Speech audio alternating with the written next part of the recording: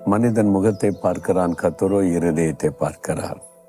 மனிதன் நம்முடைய முகத்தை பார்த்து அதுக்காக தீர்ப்பு சொல்லுவான். கர்த்தர் நம்முடைய இருதயத்தை ஆராய்ந்து அறிகிறார். நம்முடைய இருதயம் ஆண்டவர் மேலே தாகம், ஆண்டவர் மேலே விசுவாசம், ஆண்டவர் மேலே அன்பு, மற்றவங்களை நேசிப்பது, மற்றவங்களுக்கு உதவி செய்வது, நல்ல ஒரு இருதயமாக இருந்தால் அதை பார்த்து தேவன் நமக்கு கிருபை தருவார்.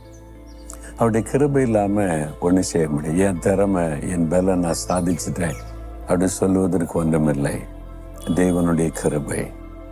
பாருங்க, இந்த ஜெபிக்கலாம் வாங்க நிகழ்ச்சி இப்போ நடந்துக்கிட்டே இருக்குல்ல. 5-6 வருஷம் ஆயிட்டு தொடர்ந்து நடக்க ஆண்டவர் உதவி செய்திருக்கிறார்.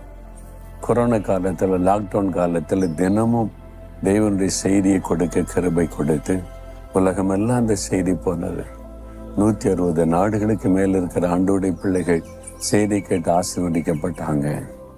உலகமே முடங்கி கிடக்கும் போது இந்த சின்ன கிராமத்திலிருந்து உலகம் எங்கும் இருக்கிற நம்முடைய தமிழ் மக்களுக்கு தெய்வ செய்தியை கொண்டு செல்ல கர்த்தர் பயன்படுத்தினார். நான் யோசித்து பார்த்தேன், ஓயிலாடு என்னை விட எவ்வளோ பரிசுத்தவான்கள் இருக்கிறாங்க, என்னை விட எவ்வளோ அதிகமாக ஜெபிக்கிறவங்க இருக்கிறாங்க, என்னை விட அதிகமாக நல்ல நீதியாக செயல்பட நீதிமான்கள் இருக்கிறாங்க, என்னை விட கடினமாய் உழைக்கிற ஊழியர்கள் இருக்கிறாங்க. அப்படி இருக்கும்போது இந்த சின்ன கிராமத்தில் இருந்து தகுதி இல்லாத என்னை ஏன் ஆண்டவரே?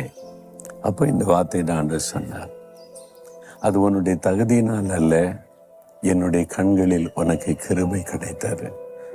இதுக்கெல்லாம் காரணம் அவருடைய கிருபை.